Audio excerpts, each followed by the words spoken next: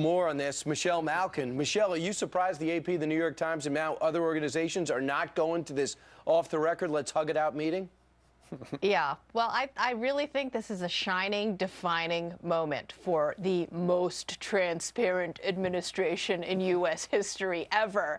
And finally, so many of these erstwhile lapdogs in the mainstream media are throwing off their kabuki theater costumes and stomping on them and refusing to play along in this theater. Well, better late than never, as I always say. Indeed. Yeah, it's not surprising that media organizations would feel this way, because what's he going to say to them? And if you can't report it, you know, and what I'm thinking about this morning is that whoever goes to this meeting, if anything gets leaked out, then all those other news organizations can write about it because they were not there to take the pledge that it was off the record. Yes, yes. And of course, the farce here of the Corruptacrat at the Justice Department, who is investigating himself, having an off-the-record meeting to discuss the support of this administration for the unfettered right of the press to do its job is just, well, to quote Reese Witherspoon, it's beyond. Right. Did you make up that? Even she doesn't want to quote that part of Reese Witherspoon. Did you make up that word, corruptocrat? Because I like that. Yeah. All right. That's good. Hey, let's talk a little about the Tea Party. You know, the Tea Party was under, I can't get your take on this. As you know, the Tea Party was pretty much on the ropes for a couple of years, and now we know why, because the IRS was not greenlighting it, was auditing it, and putting them through hoops in order to get their okay in many cases. Now they are fighting back. Jay Sekulow is going to be representing, I believe, 25 separate groups, and as they slap a lawsuit on the Obama administration. Tell me about this and where it's going. I think that this administration should be quaking in its boots because we have really only begun to scratch the surface of the IRS witch hunt against these organizations. And remember that what is so striking and what is so troubling is that these are organizations that the administration and these top IRS officials, not merely these low-level rogues, were targeting because they knew that they could be intimidated. They did not have deep pockets like some of the big, juicy corporate targets and larger nonprofit organizations. And one of the things I think that's going to come out, both the ACLJ have filed these, several dozen lawsuits, and then also Cleta Mitchell is representing True the Vote, which raises another even more chilling question, which is how many other government agencies were involved? Who else was sicked on these organizations? And these may include the Justice Department, not just the IRS, OSHA, EPA, because many of these individuals owned businesses that were being targeted. Sure, we do know somebody who was involved at the IRS. Lois Lerner was running that unit in Cincinnati. Well, now we've learned that apparently when she was at the Federal Election Commission, she went after a Republican U.S. Senate candidate in the state of Illinois. His name, Al Salvi. He was squaring off against Dick Durbin, and apparently 2 federal complaints from Democrats filed against that man right there at the microphones, Mr. Salvi. He said it was politically motivated, but apparently Lois Lerner said to him, quote, "Promise me you will never run for office again and we'll drop this case." He didn't take it, and later he was exonerated, but he says this stinks to high heaven.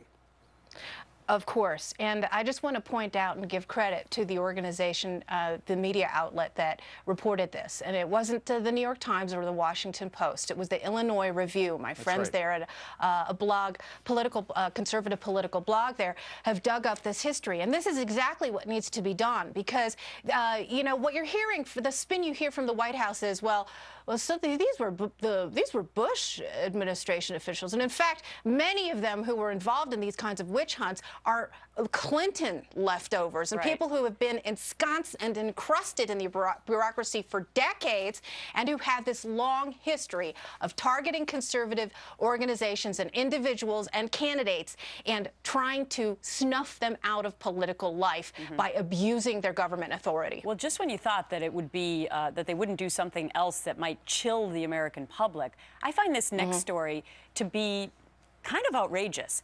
Armed Homeland Security agents were monitoring the Tea Party at the IRS protests. Now, you were apparently there. And why I find it so outrageous is that with these scandals going on in Washington right now, you would think that maybe the administration and the Department of Homeland Security wouldn't do anything else that would cause people to question their actions. But instead, they send out these undercover armed guards at this protest? Yeah. Did you know they were there? Yeah. I was not there, but the whole day that these protests were going on, and many of them were ignored by most of the media, just as the original Tea Party protests were in 2009 and 2010.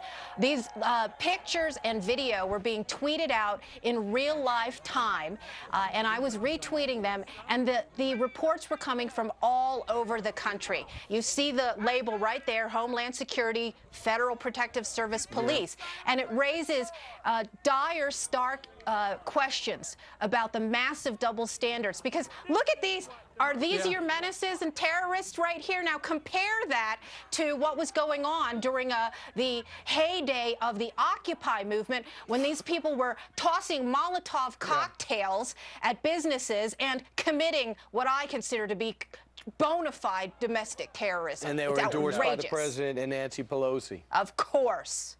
All right, let's talk about The Voice, because you don't watch it. Adam Levine, you would think that this guy would be thanking lucky stars for the musical talent he has, for where he is in life, the money he has made in this country. The only place you can make it in the world is here. He's doing it. You think he's happy with himself?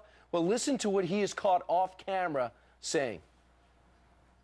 Only one more artist will join the others for our Top 6 live show.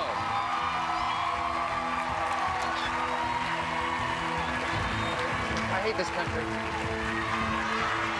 Okay, when he said that, people said, how dare him? He clarified, he issued a statement. He said, I obviously love my country very much, and my comments last night were made purely out of frustration. My comments were based on my personal dissatisfaction with the results. What do you think about that? Yeah, call the wambulance.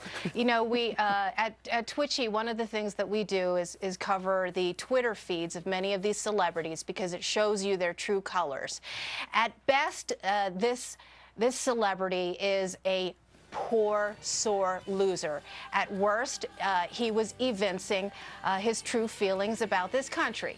Either way, he's a crap weasel, because initially his defense was that he was being funny. And he tweeted, and we have this at Twitchy, he tweeted the definition of humorless in response to his critics. And now he's changed his story to say that really he was just frustrated with the entire process. No, I think if you look at this man's history, he has a history of being a left-wing progressive, and he's out of the closet about it, and now we all know. There she goes. Hashtag crap weasel. Start with a voice, you end with a hashtag Corruptacrat. Yeah. She's got a million of them. Right. Check it out. All right, Michelle, thank you very much.